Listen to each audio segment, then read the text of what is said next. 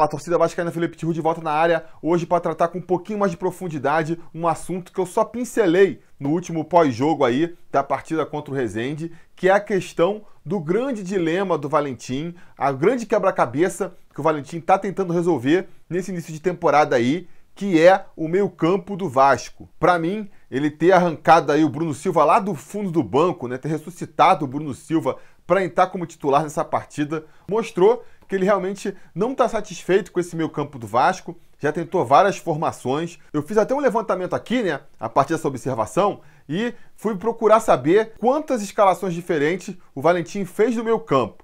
Vamos considerar aqui que o meio-campo são só os volantes e o principal armador, né? Estou considerando que os nossos alas aí, os nossos pontas, são atacantes. Então estamos considerando só 3 jogadores e eu também só vou considerar os times que começaram as partidas. Não vou nem considerar as mudanças no meio da partida, porque senão o número ia ser ainda maior. Mas enfim, em 15 jogos que o Vasco fez até aqui em 2019, o Valentim já escalou 9 formações de meio campo diferentes. Acho que isso, por si só, já mostra como ele realmente não está convencido de qual maneira deve formatar aí esse setor do time. E dessas 9 formações que teve aí, a que foi escalada mais vezes foi a formação com o Raul, o Lucas Mineiro e o Galhardo, que foi escalado 4 vezes. Depois foi Raul, Mineiro e Bruno César, que foi escalada 3 vezes. E, em terceiro lugar, Raul, Mineiro e Dudu, que foi escalado 2 vezes lá no começo da temporada. Depois daí, foram várias combinações diferentes, cada uma sendo testada só uma vez, né? Chegando aí finalmente na última, que foi essa formação da partida contra o Resende, onde a gente viu Bruno Silva, Mineiro e Bruno César. E por que o Valentim está tão incomodado com esse setor do campo?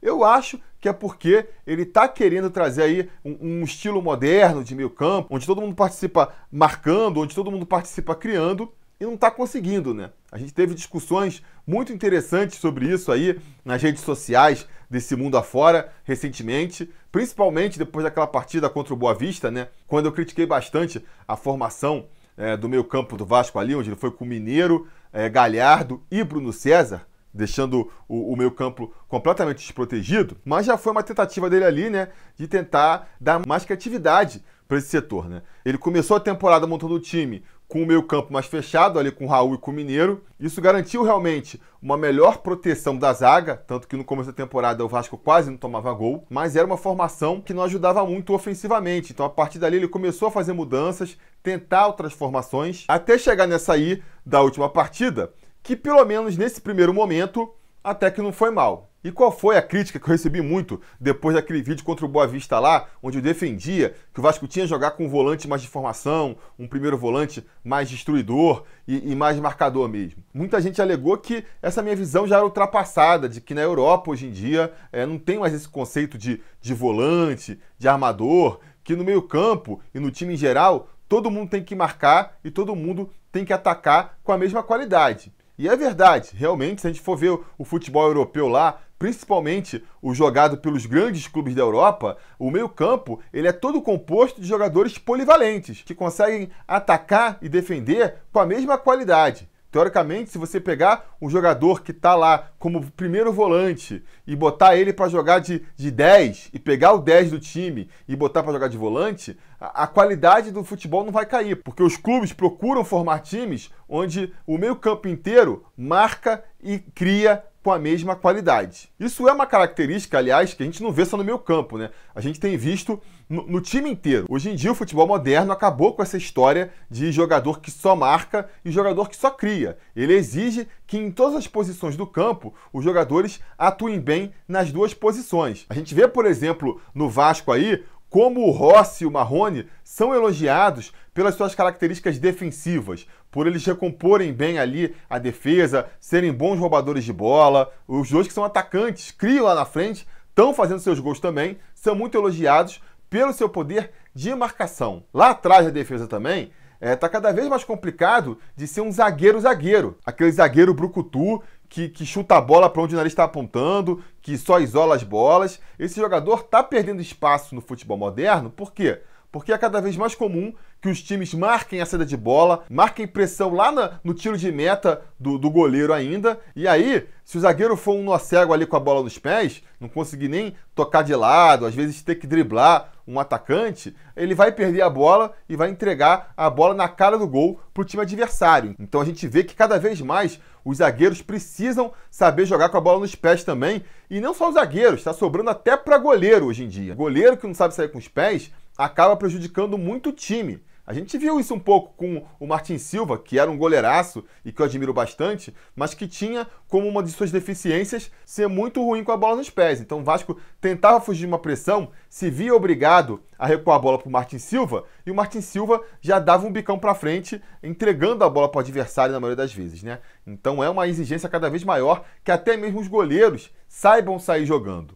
A nossa zaga não é uma zaga butinuda, eu acho. Eu vejo qualidade no Erle e vejo qualidade também no Castan para sair para o jogo, mas mesmo assim já tem sofrido. A gente tem visto aí nessa temporada que quando a zaga ela é mais apertada lá, volta e meia, os nossos zagueirões acabam ali espirrando o taco, espanando o parafuso e entregando a bola para o adversário, né? Então, daí a gente já tira. Mas assim, por mais que seja importante que o atacante marque, por mais que seja importante que o zagueiro saiba sair jogando, com certeza o setor onde essa polivalência vai ser mais valorizada, vai ser no setor onde a mágica acontece, que é o setor de meio campo ali, né? O setor onde as jogadas são criadas. Ali, você tem um jogador que marca com a mesma desenvoltura com que ele cria, vai ser muito valorizado e vai ser muito importante. Pô, Tihu, mas como você pode saber de tudo isso, valorizar tudo isso e ficar defendendo então que o Vasco jogue com o primeiro volante mais clássico, um cara que marque mais? Por um motivo muito simples, né, pessoal? Por pura falta de opção.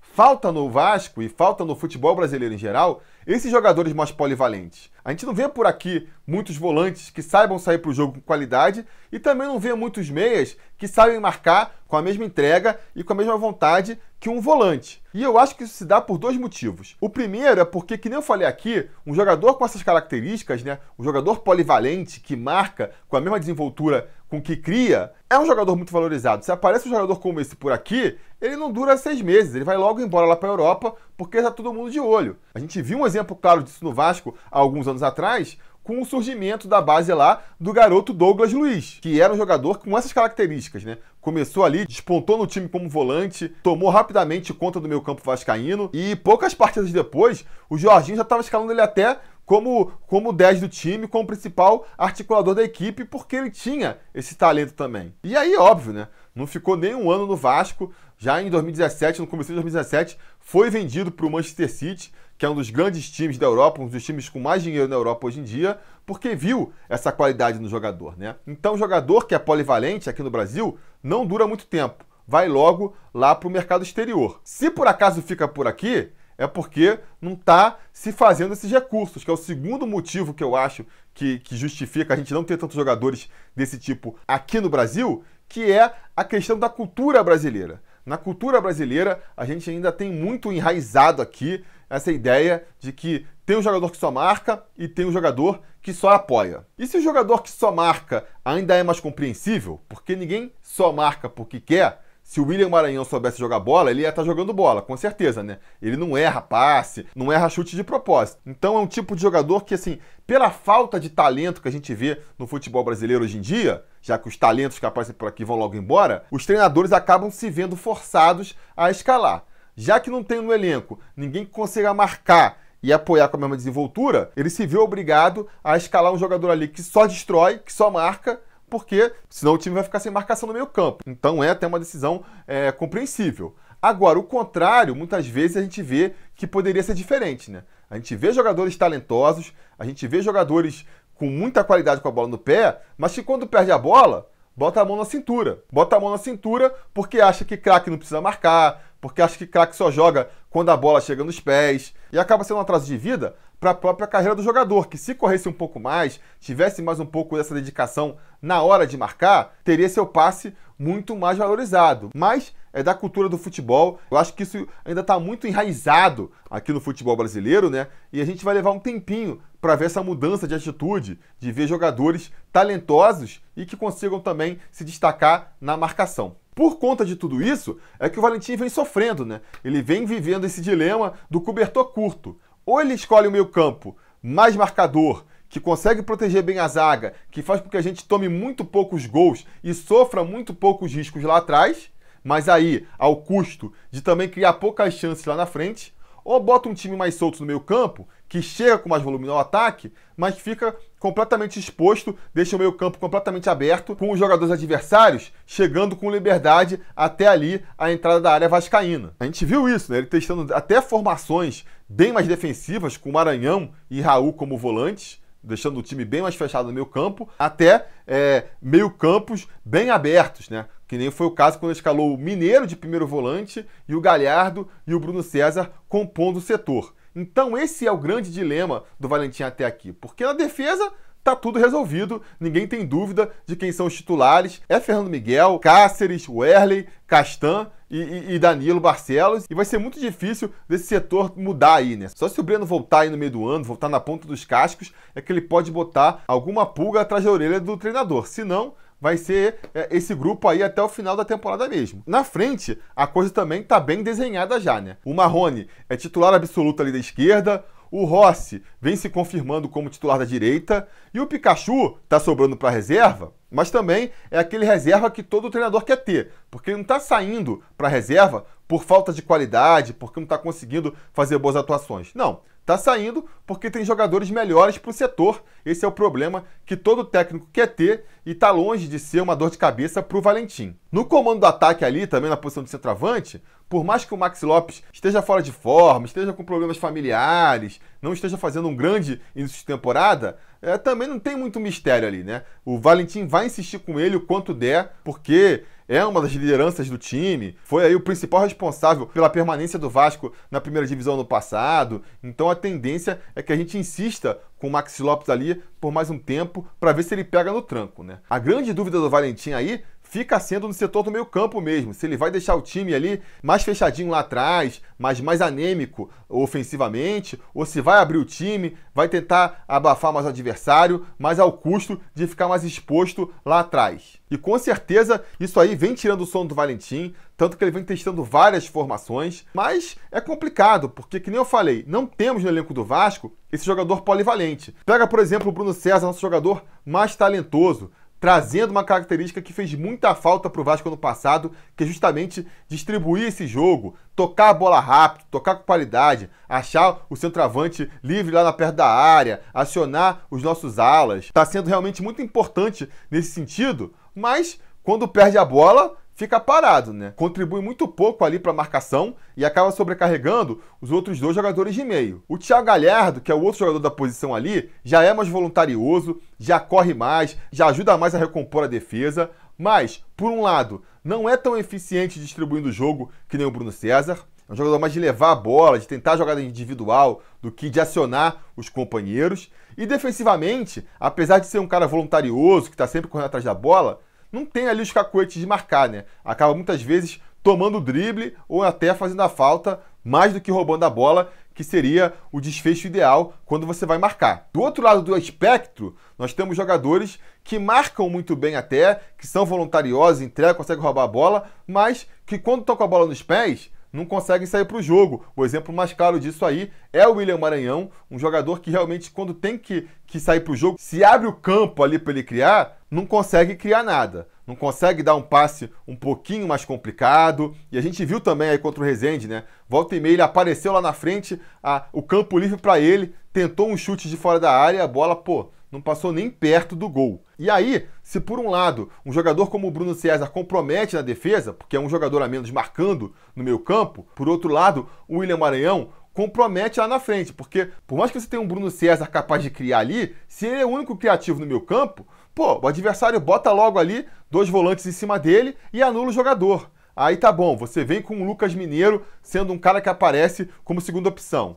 Tá, distribui ali um volante em cada um cara na sobra, um zagueiro fica mais na sobra, puxa ali de repente um atacante para vir junto com o Lucas Mineiro, e consegue marcar também. E aí nessa hora é importante que o terceiro jogador ali do meio campo, no caso o primeiro volante, apareça com um elemento lá na frente, se esse espaço aparecer, né? Apareça, seja para fazer o arremate, seja para descobrir um companheiro livre. E o William Maranhão, por exemplo, é um jogador que não é capaz de cumprir essa função, né? Quem seria mais capaz de cumprir essa função dupla aí, ser esse jogador polivalente, seriam nossos jogadores que são segundo volantes. Seria o caso do Lucas Mineiro, seria o caso do Andrei, seria o caso do Raul. Mas nenhum desses jogadores também está conseguindo fazer as duas funções com a mesma qualidade. O Lucas Mineiro está se mostrando um jogador muito bom ofensivamente, distribui bem o jogo, faz belos lançamentos, aparece lá na frente para fazer gol de cabeça, fazer gol de arremate, mas na marcação não mostra aquele empenho, aquela entrega que a gente precisa ver, principalmente se ele for jogar como primeiro volante, que nem ele já foi recuado algumas vezes. A gente já tomou gol porque ele deixou de acompanhar o cara que ele tinha que marcar, porque ele voltou mais lento para recompor, e isso é ruim.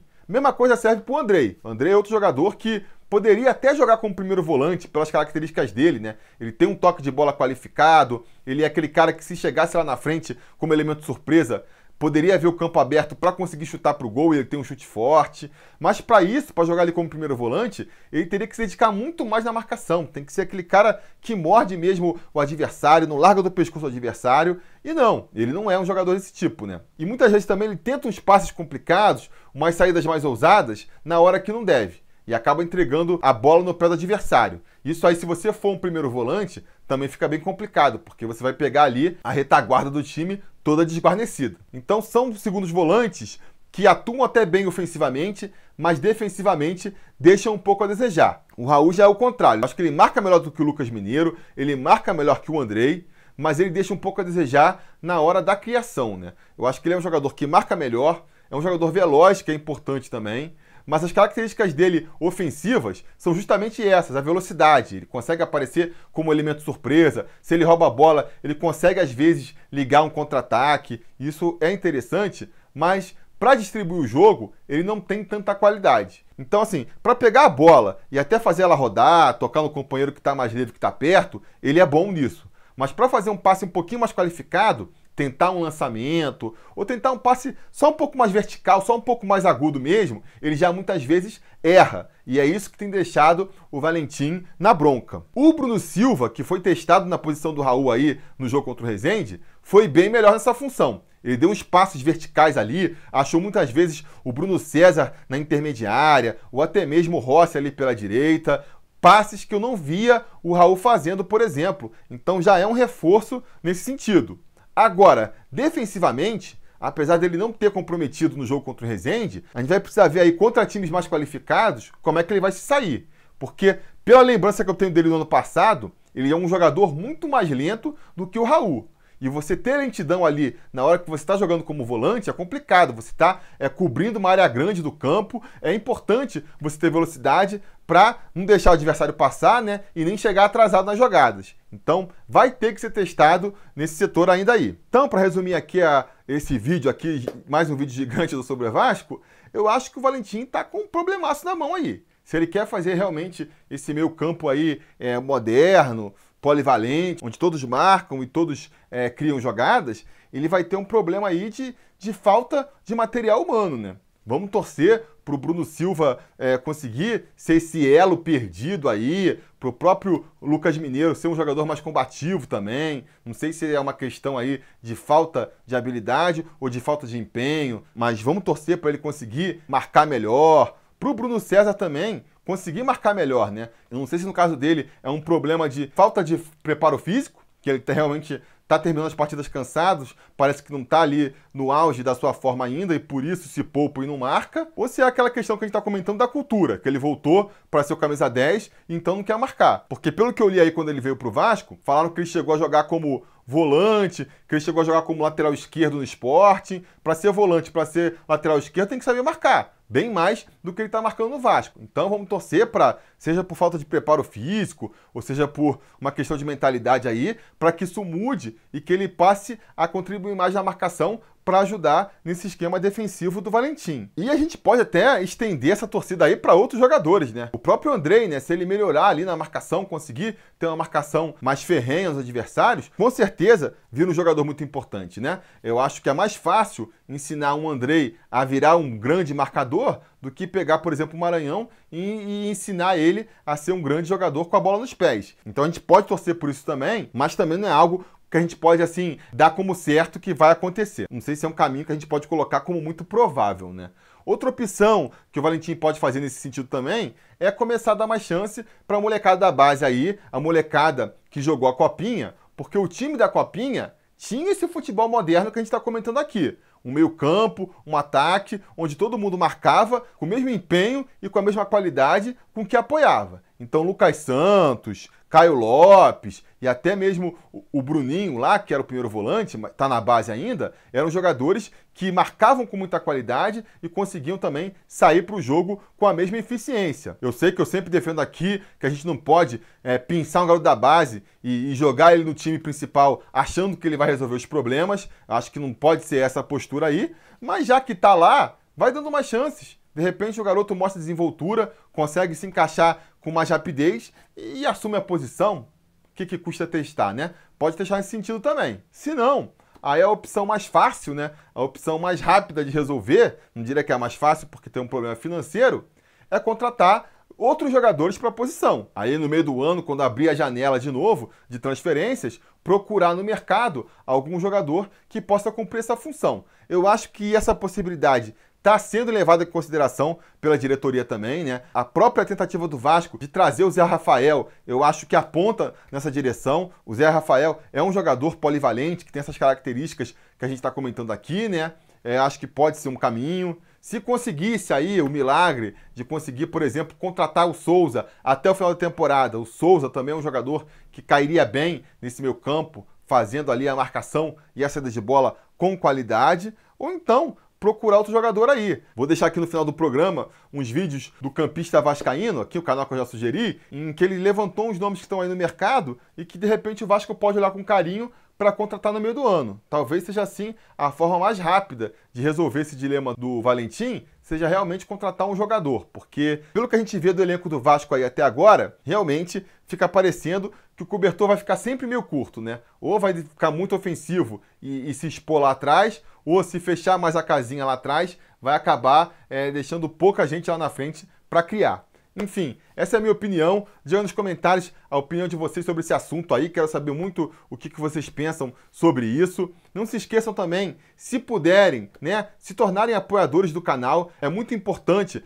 essa ajuda aí de vocês para que a gente continue produzindo, porque esses vídeos que a gente traz aqui para você, eles são trabalhosos, eles levam tempo para fazer, e cada vez que eu estou fazendo um vídeo desse aqui, eu estou deixando de fazer algum trabalho que pode ser remunerado, e quando chega no final do mês, quando vai chegando os boletos, isso acaba pesando, né? Então, se vocês querem aí um Sobre Vasco cada vez com mais vídeos, vídeos de maior qualidade, e podem ajudar a gente a partir de R$5 no Apoia-se, ou então com R$8 sendo membro aqui no YouTube, não precisa nem sair do YouTube, já vai ajudar demais a gente a continuar com o nosso trabalho, beleza? No mais, é curtir o vídeo aí, assinar o canal caso não tenha assinado, ligar o sininho de notificações aqui também para ser informado quando tiver vídeo novo no canal, e a gente vai se falando.